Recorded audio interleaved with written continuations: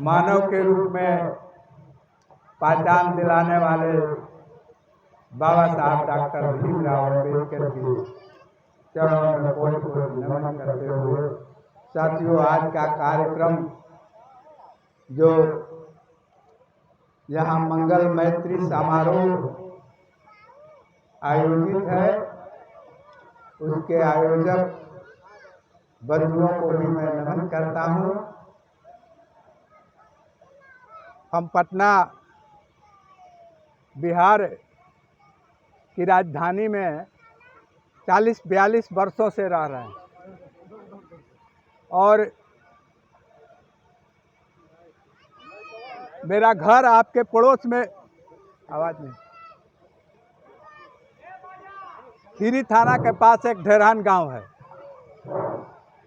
हम ढेरहन के ही रहने वाले हुए कि 80 में पत्रकारिता से जुड़ करके यहाँ से गए और पटना के ही बन करके रह गए। अभी कोरोना काल में मेरा फिर से घर पर आगमन हुआ, 2 वर्षों तक कंटिन्यू रहे।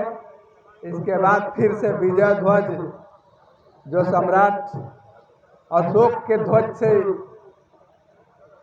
प्रभावित नाम है, और ये भी आपको 83 से पटना में अनवरत छप रहा है। 2 वर्षों का अंतराल रहा बीच में कोरोना की वजह से, लेकिन अब फिर छप रहा। 10 दिन बिहार रहते हैं और 20 दिन यहाँ आप लोगों के बीच रहते हैं। ये आज मेरे लिए बड़े सौभाग्य की बात है।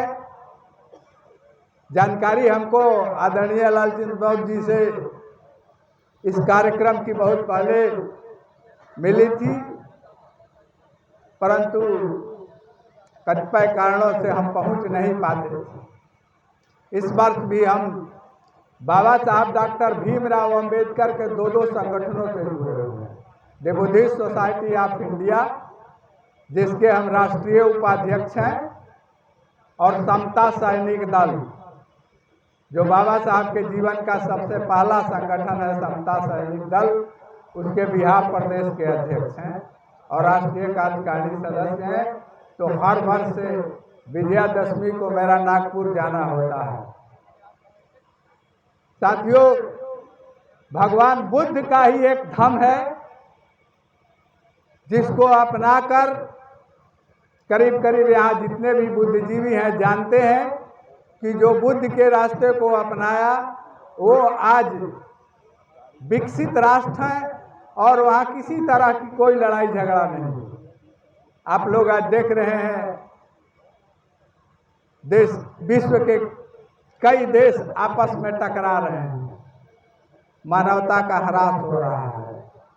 अभी इजराइल और फिलिस्तीन की लड़ाई चल रही है, जहाँ दोनों तरफ से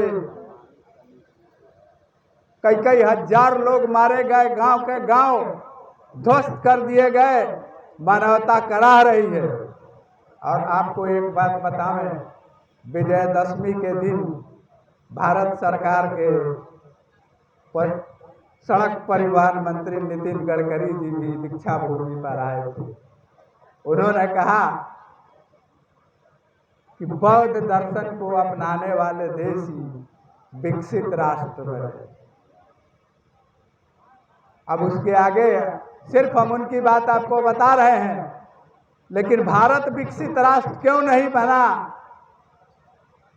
जहां से बुद्ध ने जन्म लिया, ज्ञान प्राप्त किया, विश्व के कोने कोने में फैलाया, लेकिन भारत में बुद्ध के रास्ते पर लोग नहीं चल रहे हैं। उसका कारण क्या है? आज लोकतंत्र है और जिनकी सरकारें हैं उनकी भी जिम्मेवारी बनती है।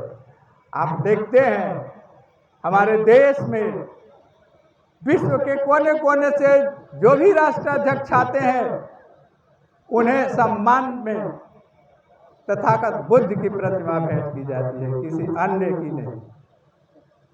तो जब हम